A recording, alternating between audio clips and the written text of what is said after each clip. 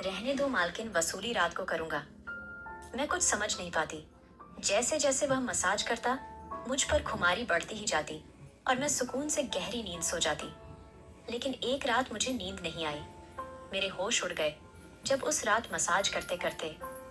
मेरा नाम स्वराली है।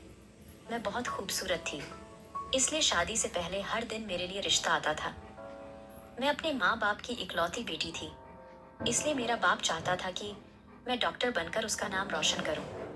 मगर जब मेरे लिए इतने अच्छे रिश्ते आते थे तो मेरी माँ मुझे कहती कि तुम अपनी पढ़ाई छोड़ दो ताकि मैं तुम्हारी शादी कर दूं। मगर मैं अपनी माँ से कहती थी कि मुझे तो डॉक्टर बनना है। मगर यह सुनकर मेरी माँ को गुस्सा आ जाता था। पति को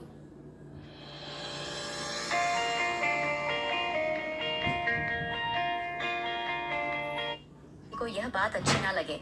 अगले दिन भी ऐसा हुआ। नौकर ने यही बात मुझे दोबारा कहा। मैं उस दिन बहुत थकी हुई थी, इसलिए मैंने अपने पैर बिस्तर से नीचे कर लिए और उससे कहा कि तुम मेरे पैर दबा दो। यह सुनकर वह खुश हो गया और उसने मेरे पैर दबाने शुरू कर दिए।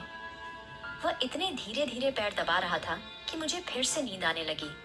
यह देखकर वह नौकर कहने लगा, मालकिन आपको नींद आ रही है, आप बिस्तर पर लेट जाओ, मैं आपके पैर दबाता रहूंगा।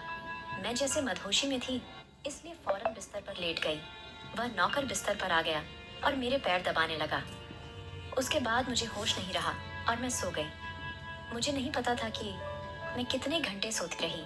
मेरी आंख खुली तो मैंने देखा कि वह नौकर अभी तक मेरे पैर दबा रहा था। यह देखकर मुझे उस पर तरस आ गया और क्या सुन मैंने रहे हो हाथ बढ़ाकर पंडित? अपने पर्स खोली हाँ? और कुछ नोट निकाले। क्या सुन रहे हो? ओ, भजन सुन रहे थे। अच्छा भजन है ना।